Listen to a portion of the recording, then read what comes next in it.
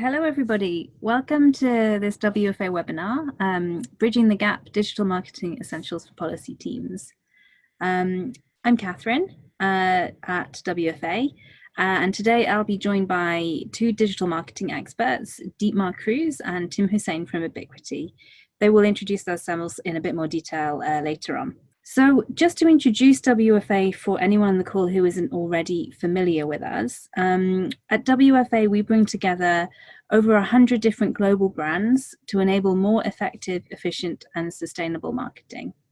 And we also bring together around 60 national advertiser associations around the world.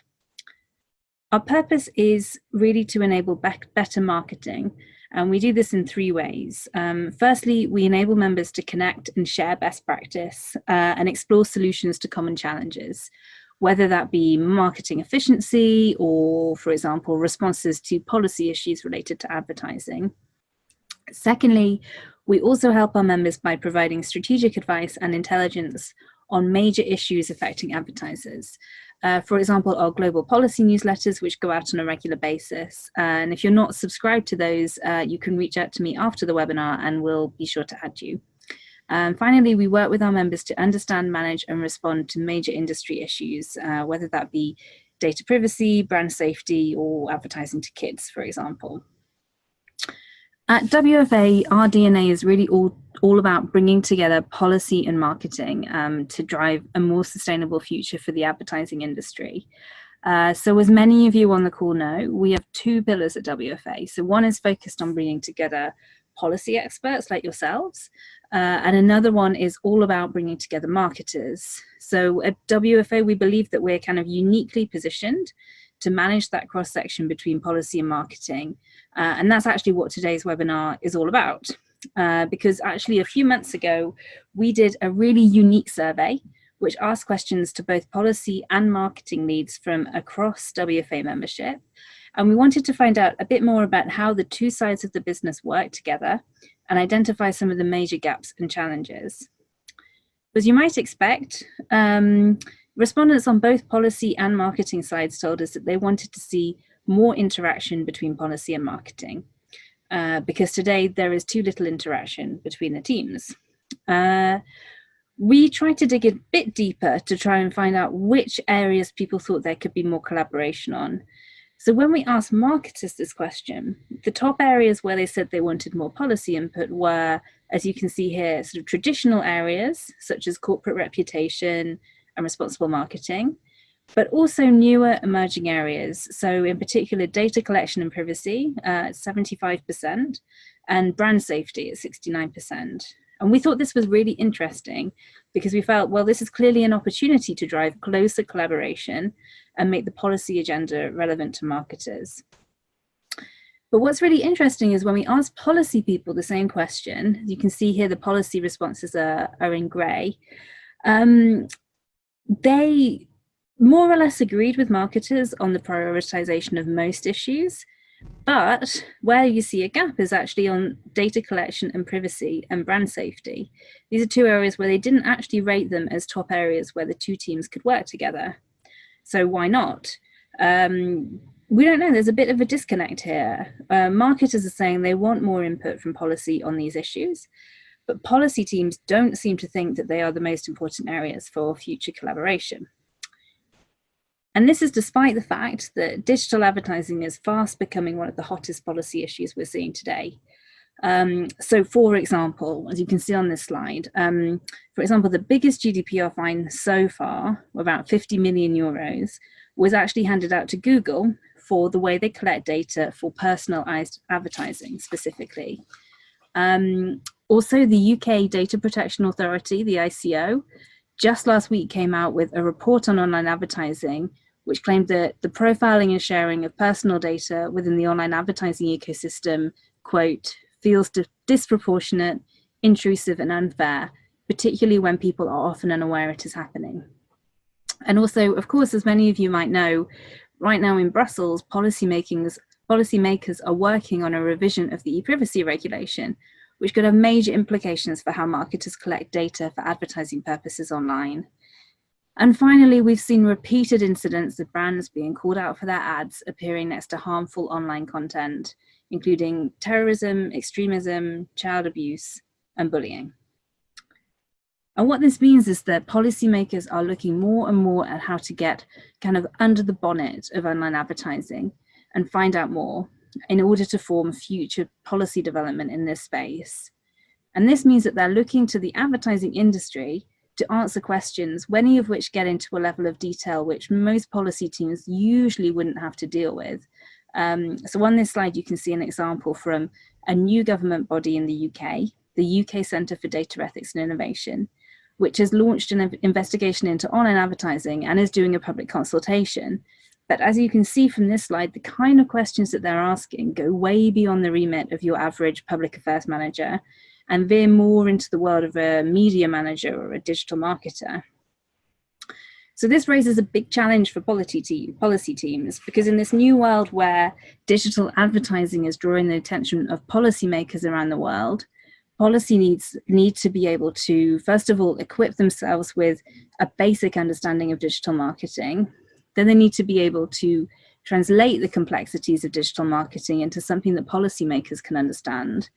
To do this, they need to get input on digital policy files from marketers by asking the right questions. And those questions need to be framed in a way which helps marketers understand why their input will be beneficial to the business long term.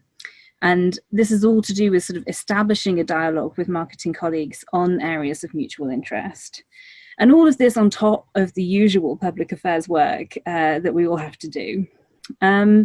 So this is why we have invited two esteemed digital marketing experts to give WFA members a rundown of some of the key essentials about digital advertising which policy people might need in order to tackle some of the policy challenges ahead. So I'm delighted to introduce Dietmar and Tim, who will be taking us through some really important content about how the digital advertising ecosystem works, online targeting, brand safety, and much more. So Dietmar, Tim, over to you. Thank you, Catherine.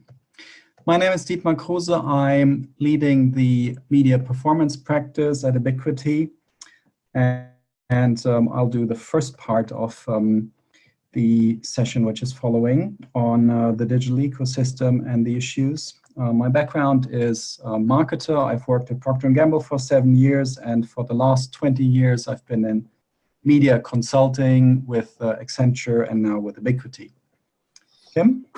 Yep, sure. Hi, I run our sort of tech and digital innovation sort of transformation practice. I work with Dietmar very closely. My background there is purely digital, so around about 21 years digital, most of it on the client side, sort of developing new digital services on behalf of big publishers, content companies, so lots of stuff at Sky for many years, building a lot of their sort of future TV capabilities, but also looking at how we could leverage their data, their audiences, in a safe way across areas. And I've worked quite a lot with the sort of EU regulatory teams and policy teams and sort of data and privacy lawyers as well. Thank you. Brief slide on Ebiquity so that you know where we're coming from. We work exclusively for advertisers. We don't work for agencies or vendors. We work in 3 areas: media, analytics, and tech. So helping clients achieve the best performance from their media budgets. We work for about 70 of the top 100 leading brands globally, fully independent, and employing about 650 people in 18 offices, so covering the biggest advertising markets. What we're going to talk about today is the digital ecosystem, online targeting, and brand safety. Those are the topics that we found most relevant and we heard from you are most relevant to you. And to give a brief introduction to the digital landscape. Next slide, please. This is where the money goes in digital. Biggest chunk is search with about 140 billion US dollars, social, display, video, a bit into classifieds, but most important for you and your companies is probably social, display, and video. That is where most of the budget goes to. And that is where the issues around brand safety, data usage usually comes from. Now, digital marketing has become much, much more important over the past years for your marketing colleagues, but also for you. This slide here shows that the spend in digital advertising is going to, or has already surpassed the spend in traditional media. It depends a bit on which data source you're looking at, but currently spend in digital advertising is about on par with traditional advertising, and digital advertising is what's growing. Traditional advertising is staying roughly stable. The growth goes into digital ads. Now, the players in the market, biggest one is Google with about 100 billion. Facebook is the second one. The followers are already Chinese companies. There is a very specific ecosystem in China, Alibaba, Baidu, Tencent. Now, on the right-hand side of the slide, you see the players that are growing strongly at the moment. And you see two sorts there. One is shopping, online shopping players, so Amazon, Alibaba, and the other ones are the Chinese players, Tencent, Sina, Alibaba again. Those are the growth areas. And a hot topic currently for your marketers is shopping, Amazon and other shopping sites. That's where a lot of the growth comes from at the moment. Yes, so I just wanted to jump in here because I wanted to explain why it's important that Ebiquity, we're talking about the biggest digital ad sellers just now. Because, I mean, as you probably noticed, many of the biggest digital platforms, you know, Google, Facebook, have been under intense regulatory scrutiny recently. And advertisers are getting pulled into some of these conversations too, because policymakers are increasingly asking who funds the platforms. And the answer is advertising, which makes up nearly all of both Google, 85%, and Facebook, so 99% revenue. So some of you will remember when Mark Zuckerberg was pulled in front of the Senate committee in the US amidst allegations that they were spreading fake news, privacy issues, elections, etc. And he was asked, what's Facebook's business model? How does Facebook make money? And the answer was, Senator, we run ads. Yeah.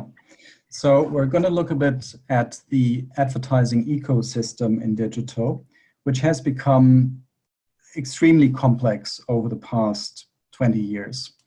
If you look at what the ecosystem was until 20 years ago, it looked fairly simple.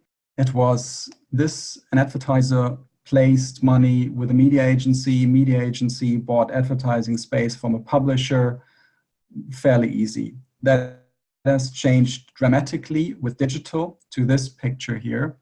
And this is a very, very simplified picture already. You still see the advertiser on the left-hand side, the publisher on the right-hand side.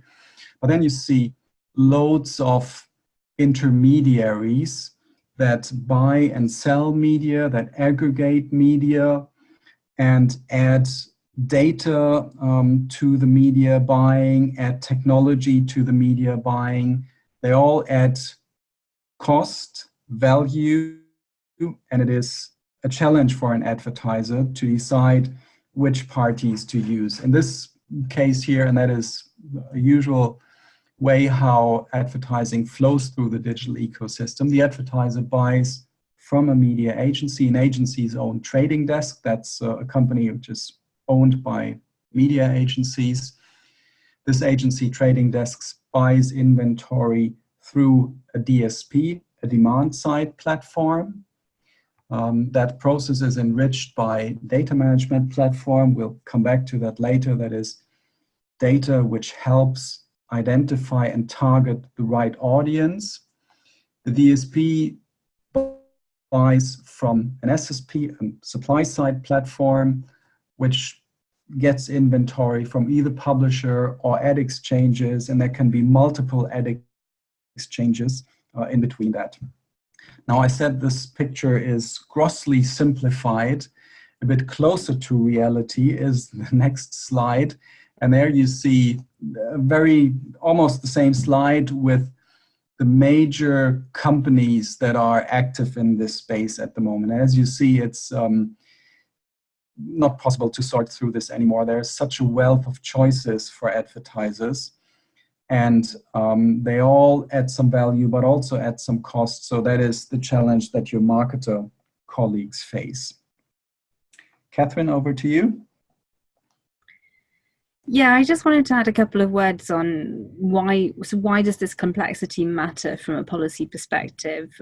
So I think there are several reasons. I mean, firstly, this complexity, as Dietmar said, it makes it difficult for people working in the industry to understand. But you can imagine from a policymaker's perspective, it makes it really hard for them to understand exactly what's going on, how is the data flowing through this ecosystem. And it makes them quite hard for them to differentiate the different interests of different companies and different groups within the advertising industry. So, you know, for example, WFA, we represent only the client-side marketers, so the brands themselves. But there are trade associations for other types of groups within the ecosystem. There's trade associations for some of the ad tech intermediaries in the middle. There's ones for publishers. There's ones for agencies. And policymakers are hearing from all of us on different topics. So that makes it quite complex for them to differentiate who they're talking to and what our point of view is. From a marketing perspective, this is really challenging because it makes it hard for them to ensure accountability and compliance throughout the entire supply chain. So many of you on the call today are involved in WFA's Digital Governance Exchange, DGX group, and this is a conversation that we've had many times within that group about the challenges that are raised when you're working with a network of so many different companies within the ecosystem. How to ensure, for example, GDPR compliance throughout that can be really challenging. Of course, the opaque nature of the ecosystem also enables things like fraud to thrive, which is not in the interest of advertisers. And then finally, from a consumer perspective, this complexity makes it really difficult for the average consumer to actually understand how their data is being collected and used for advertising purposes. I'm sure many of us have been confronted with those cookie notices if you live in Europe, where you're asked to opt in or accept data being collected by a huge number of different companies, many of which most people have never heard of. And this is what's getting the attention of policymakers as well, is do people really understand what's going on? Is the industry being transparent enough? And it's actually very challenging to be transparent about such a complex ecosystem. So WFA has been quite active in tackling some of these issues, particularly from a marketing perspective, and these are all outlined in WFA's Global Media Charter, which, if you haven't already seen it, you can download it from our website. And this has actually been led by one of WFA's marketing working groups, the Media Forum, and this is just a quick summary of some of the issues.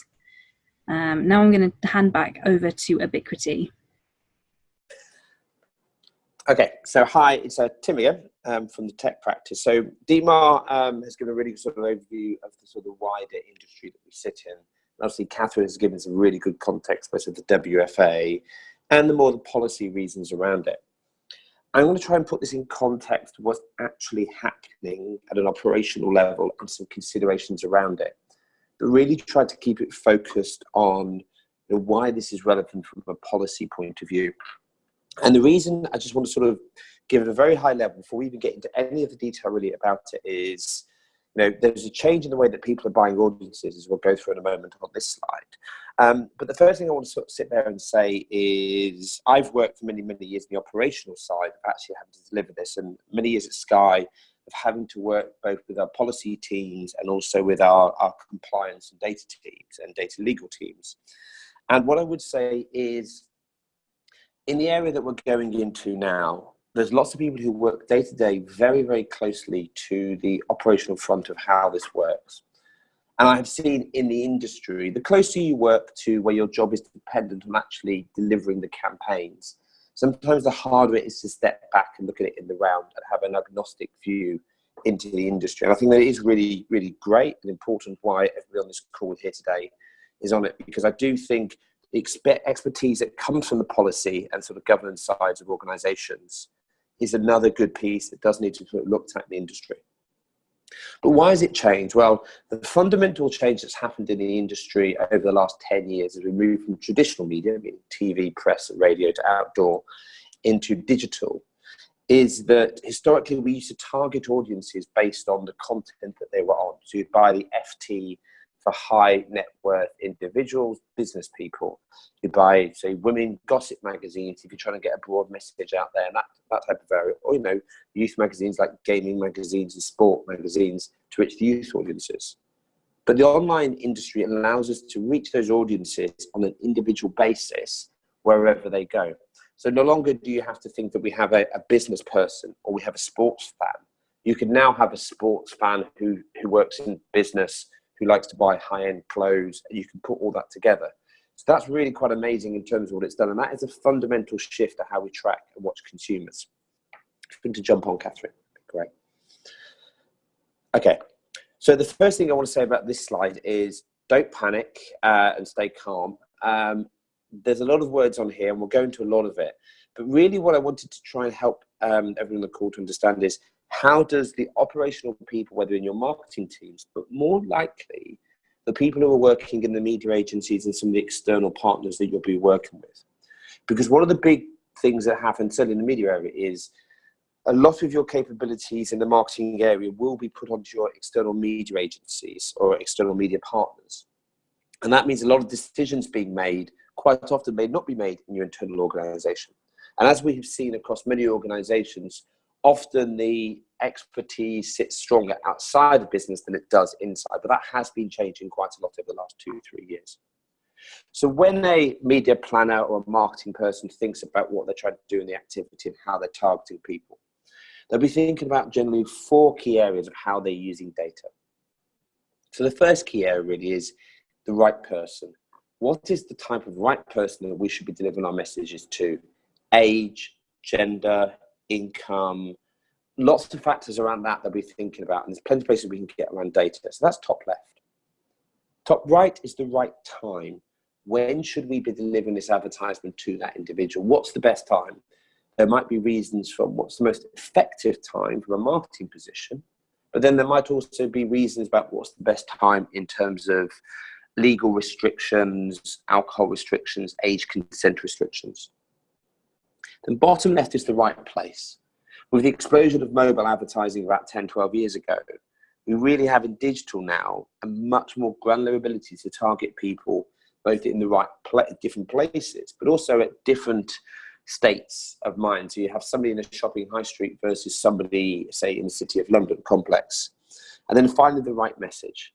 Digital gives you a fantastic ability to customize the message on the fly and tailor it within milliseconds, delivering it to the consumer. Whereas traditional media would have been bought, planned many, many months before and developed many months before. So we just jump back very briefly to the right person. Up the top, there'll be things like prospecting, which is where you're going out to find new audiences that you're going for. So this is where you might not have any data. And to do that, you might use things called lookalikes. And lookalikes is where you know who you want to target, but you go out and buy lots of different audiences of other people to try and recreate those audiences. On the right time, you have things like day parting. So digital is fantastic for segmenting the day into any bit that you want to do and ensure your message only goes out at that time. And from a compliance point of view, it has very accurate reports to show that it only exactly went out at that time and every single user it went to.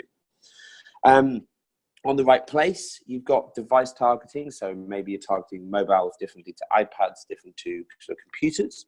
And we're now moving into the world of connected cars and connected devices. So we're having more and more different devices you can target. And obviously underneath that, you have location, where they are at the time, whether it's hyperlocation with GPS or whether you're creating sort of zones of high streets, airports, hospitals, those types of things. And the last time is right message. So really, that is really about being able to change the creative as we're on the fly and tailor it. So this is generally everything that happens. They'll be looking at these sort of 4 criteria and 4 areas of what can they do with the data within that piece. So now we're going to move on and talk a little bit more about the types of data and how they come together. So many of you on the call will know quite clearly what we mean here by first, second, and third party, as some may not. But what we'll do is we'll just try and get a common understanding between it. So we as an industry class data into first, second, and third party data. And the party is referred to maybe the ownership model when we referred to it there.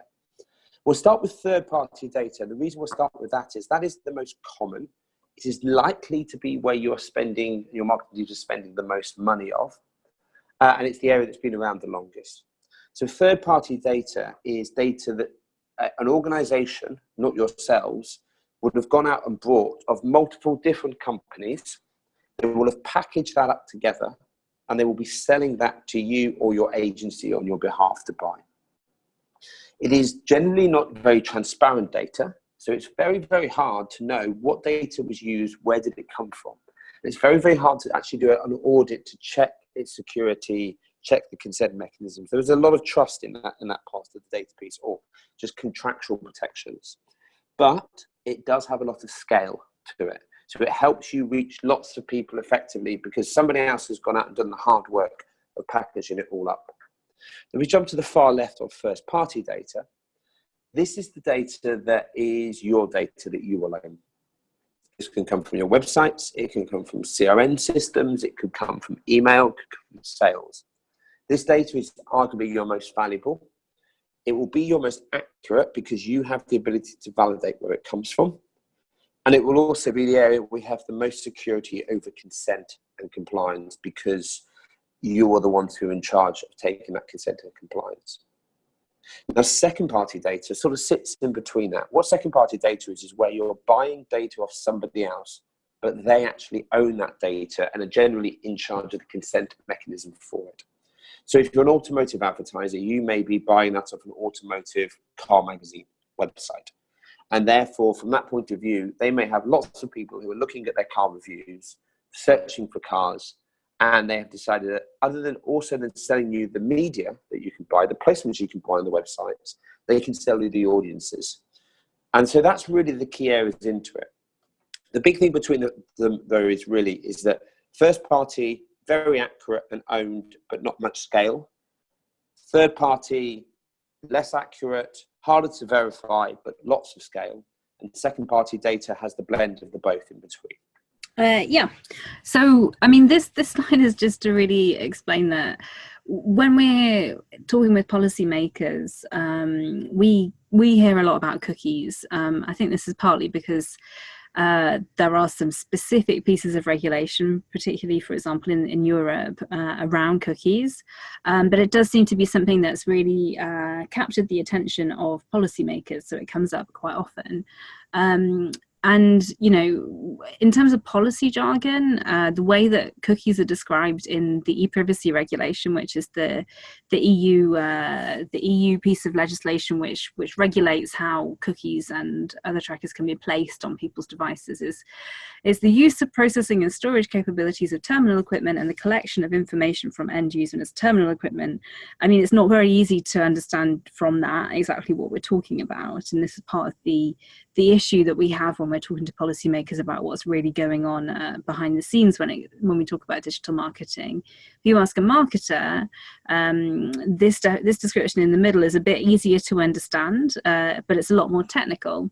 And actually, really what we wanted to say is we discussed this bit with Ebiquity, and in a sense, even if policymakers like to talk a lot about cookies, what we're really talking about in general is just any kind of tracker that can be used on any device, any type of technology behind it, in order to collect the kinds of data that Tim was talking about in the previous slide.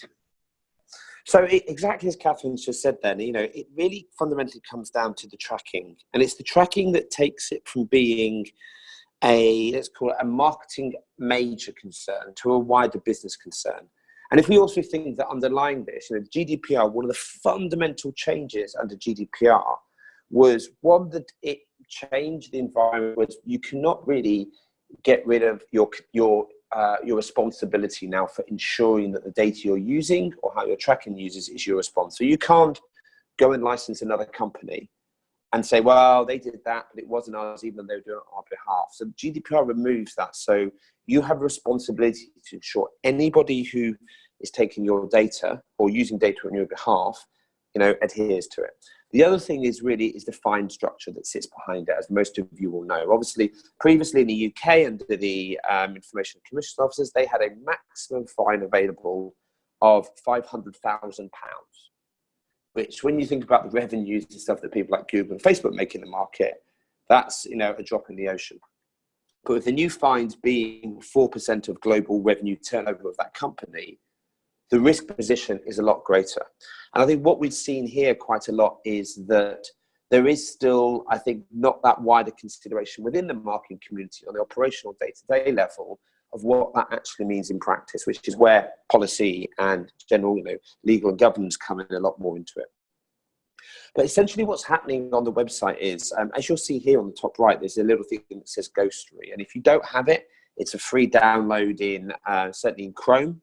It's a little company, I think they're owned by Nielsen or something else now, but they allow you to see exactly what tags are on the website, what they are doing, and it gives you a description around them.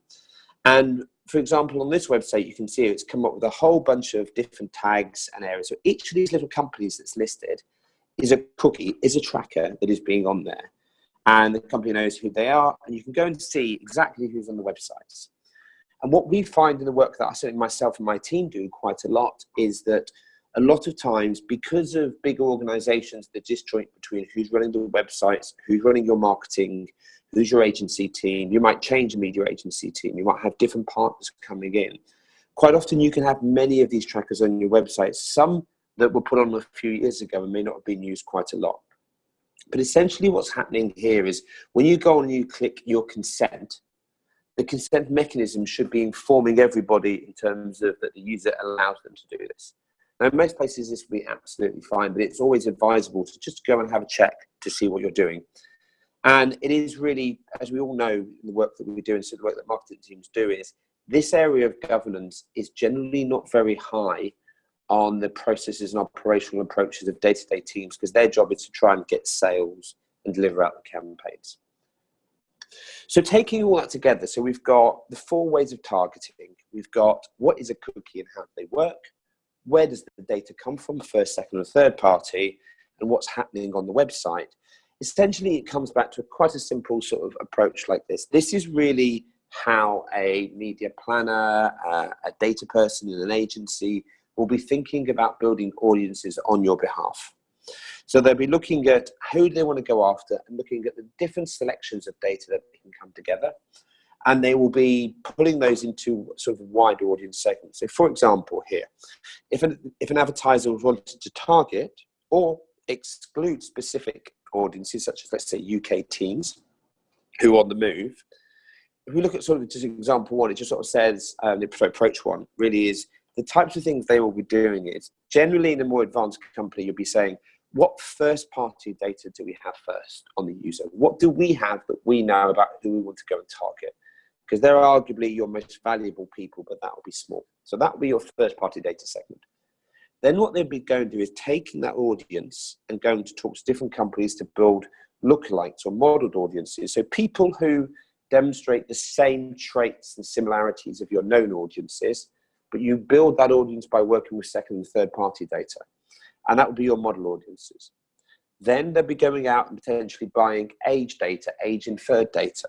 So that again will be second and third party data. Historically, that's come from things like surveys, questionnaires. If a website has logged in data that requires age consent and they have the permission, some of those companies will be able to sell that data onto you as well. Then you'd really be thinking about what type of device are we targeting against. So mobile and tablet targeting, maybe looking at location, where do we want to run it? And the last piece that they will be overlaying that with is also coming back to the traditional way of marketing. So you still, there's a lot of value in the actual contextual, the website approach to marketing. So what actually, they may have a big audience segment, but they'll still be thinking we certainly want to have these 10, 15, 20 websites in this decision process as well. And once they've done that, once they have that data segment, then you're able to really make it, either positive or negative. You can say, we want to target these people. Or in many cases, we want to exclude these people. And the exclusion can be obviously for legal reasons, it could be for advertising restriction reasons, or it could be something as simple as, these people have bought product already and we don't really want to go after them, or they're not our target audience, but we keep ending up hitting these people.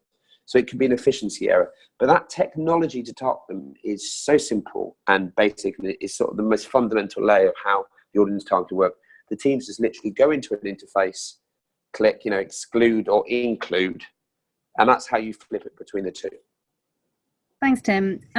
We're going to take a look now at brand safety, because we know that this is an important issue for a lot of advertisers, and we do get questions about this sometimes from the policy teams that we work with. So you could argue that the focus on audiences rather than environment, which Tim talked about earlier, has led to forgetting about the context that ads are being placed in. And this was exposed a few years ago when the Times in the UK ran an expose of terrorist and extremist YouTube videos that had big brands adverts on them. The scandal was huge, and it hasn't gone away, because it's not just terrorist content that can be found online. There's many different types of content, as you can see on this slide, which are harmful, which are offensive, that sometimes people's ads can still appear next to, because of this focus on who's looking at the content rather than what the content itself says. And this is now filtering into policy debates. So Facebook and YouTube have been under enormous amounts of criticism from policymakers and society in general all around the world for not tackling well enough the issue of harmful content being disseminated on their platforms. This has led to the development of draft laws and policy proposals in countries around the world, from New Zealand to the UK to France to Vietnam.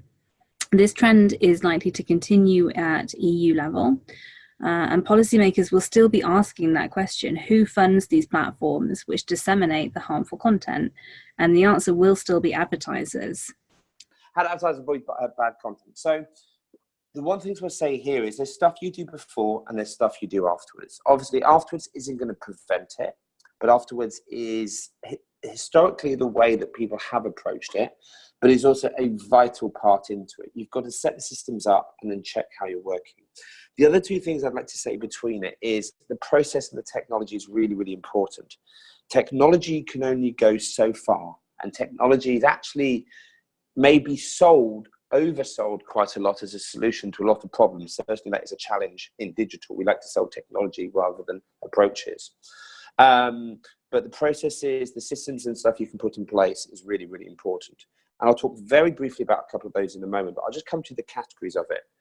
Brand safety, we always say, it can be categorized into 3 tiers of risk. And this is really, really important, is that the things such are offensive to all, there should never be any difference between an advertiser. And certainly I've never seen any of the advertisers disagree in all the work we do, helping to set these areas up to it.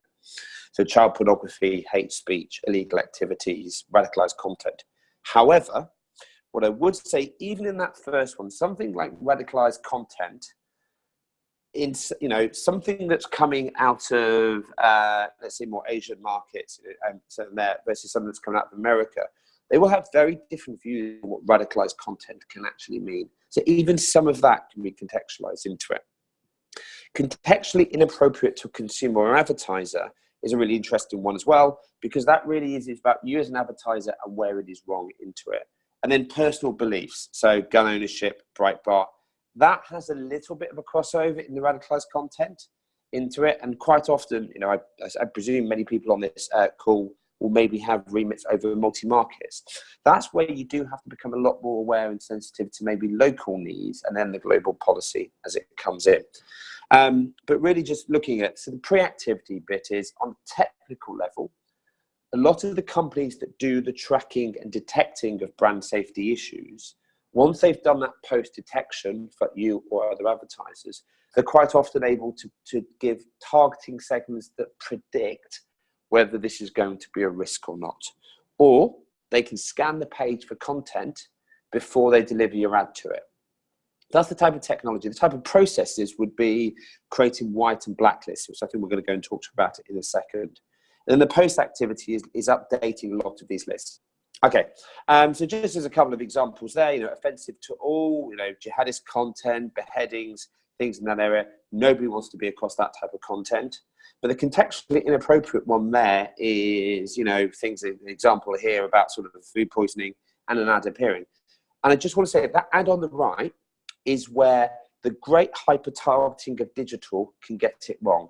So the advertiser there would have wanted to be associated with articles about food, articles about restaurants, all those types of things there. So actually that's where targeting can go wrong. And that's where it really crosses over into the sort of brand safety issue. Jump up. And so really, as we talked about here, sort of technology and manual processes. So the technology bit is the tracking that all happens afterwards. But certainly, as we talk about technology as a pre-segment, the two bits I really want to call out there is, and we'll talk about it in a second about YouTube, but it's certainly video content and in mobile app content.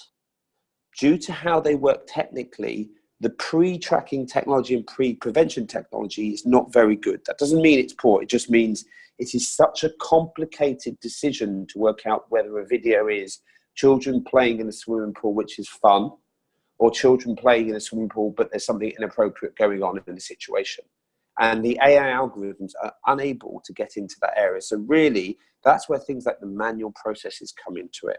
It's about checking what sites you definitely know you don't want to be on, but also what sites you know are safe to be on. But then that moves us on to examples of sites that could be both. So YouTube, for example. So YouTube creates, and I don't mean in any way to single out YouTube, I mean to single out those environments that have the ability to go both ways. Generally, they are much more social media-led environments, such as YouTube are, where people have the ability to, one, upload content, two, to write comments alongside it. And in that environment, it really is a buyer beware signal, because YouTube do actually provide brand safety capabilities into it. So they have the abilities where you can exclude, for example, profanity, sexual content, violence, either real or dramatized. And that's really sort of the standard processes that you can get in the verification companies. And they have a lot of the ones here. And as you'll see here, just it's quite an interesting one, though, sexually suggestive content, sensually instructing, and profanity of language is in beta.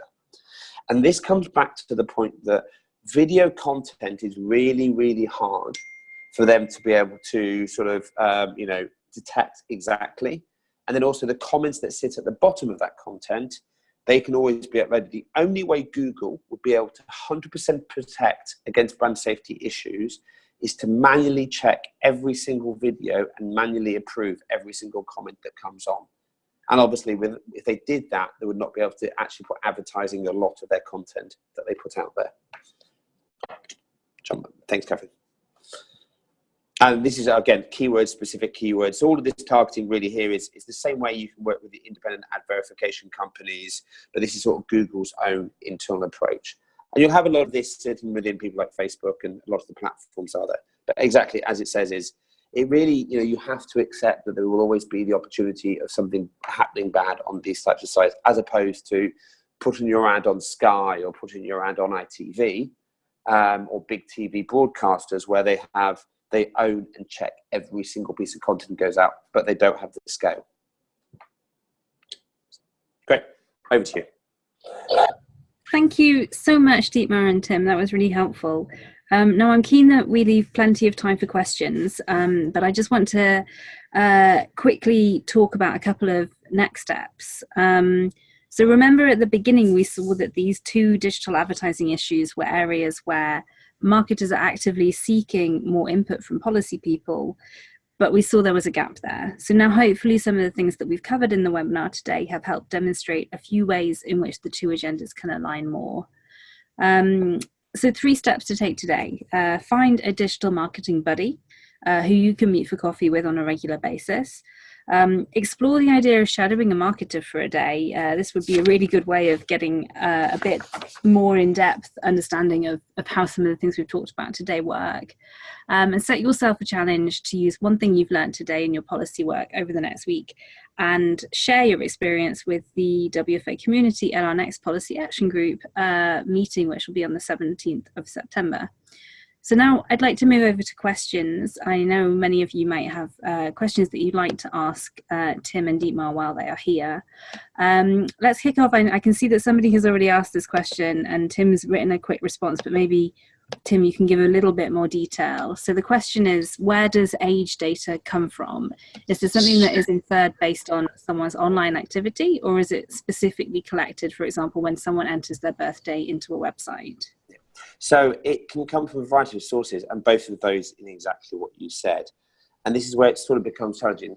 In second-party data, when you know who you're buying it off, you'll be much more to know, it's much less likely to be inferred and much more likely to come from specific, login data, any subscription data that they may have, or they may have their own. Sky, for example, knows data on the household owner's age, but they might not know it on everybody else within it.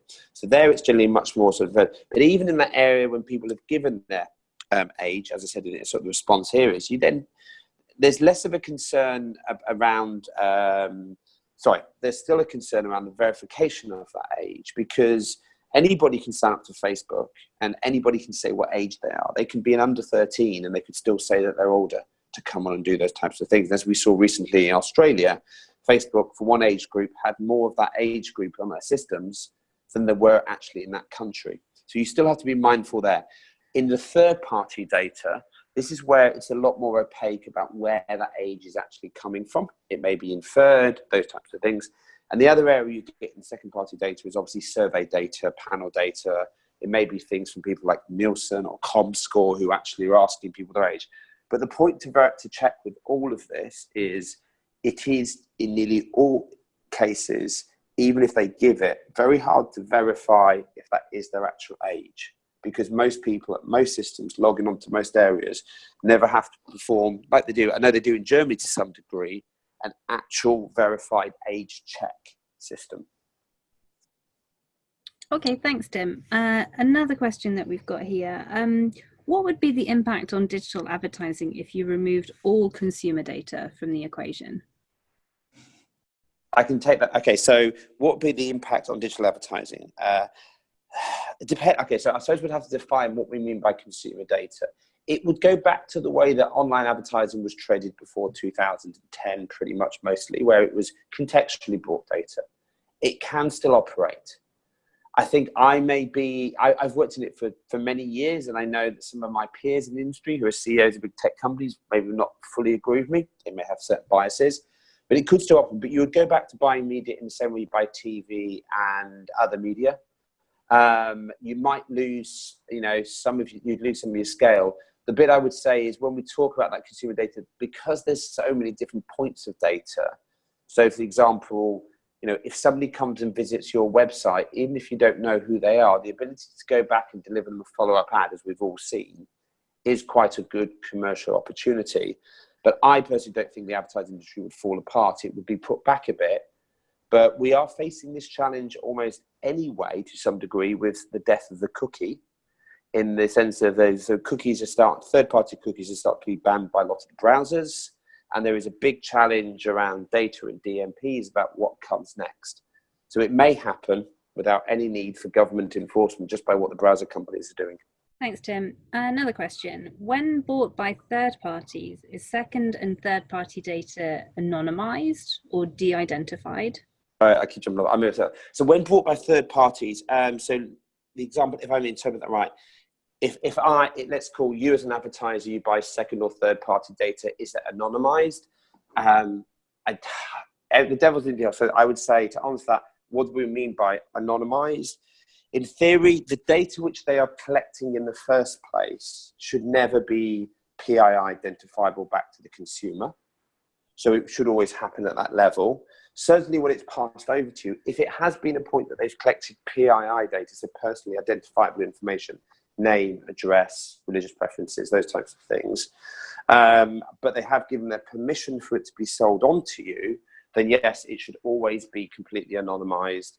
And the way that they would work is they would create that into a sort of a random number against the user, to which your system would know, and they can talk to each other. So somebody like Experian is quite big in doing that de-anonymization approach. But it should be, and certainly it would be a very serious breach if they were passing over pure PII data. And most companies in the sector, whilst there are some areas that are grey, I've never come across a decent player yet, anybody who would ever come anywhere close to that as a risk. One final question. What do you think is the future for online targeting post GDPR?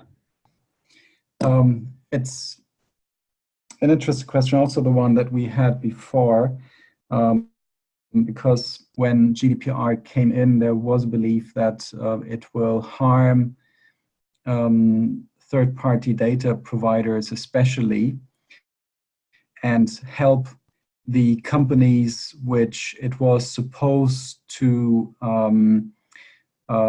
channel a bit, so Google and Facebook, because Google and Facebook are so important for their users that all the users would give them the right to use their data anyway. And there was a fear that those big platforms would benefit and the smaller platforms would be harmed by GDPR. But now what really happened is that users just give consent to any request on their data. There are just very few who restrict usage of the data. So GDPR hasn't really changed advertising that much. Tim, do you want to add anything? Yeah, I don't think GDPR, a lot of this has been in there. I think the big one to watch out for is the privacy directive, because that's the one that is more specific to our sector. I also think that the cookie piece, that the cookies disappearing, there is a big competitive position into some of this as well, which is where obviously Apple does not have an advertising funded business, but two of its big competitors, Google and Facebook, do. And so by shutting down third-party cookies and things within the browser, there is an ability for them to cause pain to one of their competitors. In terms of, it's tied to the last question we answered, that there is a world in post a cookie world coming. People are talking about all sorts of different options. Lots of tech companies are talking about it, but the way that it comes, that the law has changed, has been very good in stopping those simple workarounds on technical points. I do think we're going to go through a few years of this, and there'll be a few years of where companies are still talking about the massive scale they can do with cookies without being completely open, that a lot of it has fallen away. And that is there to look at. And hopefully, the ideal way I would see it too is really coming back to some of the services that are being talked about. So Tim Berners-Lee, who's invented the web, he has a not-for-profit company that he runs where they are building a type of web-based equivalent where consumers can go in and choose how they share their data with somebody. So that's quite an early stage piece, but we are going to probably see these consumer first platforms where people come in, and then likes of Google, Facebook, then you can go and allow different companies to access your data. So I would also, I can't remember the name of the company, but Tim Berners-Lee is the founder of that company as well, and he's the founder of the web. So if anybody can do it, I think he's the man. Okay, well, thank you very much, Dietmar and Tim. It's been a really, really interesting webinar. Thank you to everybody who joined. We will circulate a recording and slides shortly after the webinar. Thank you very much. Bye-bye.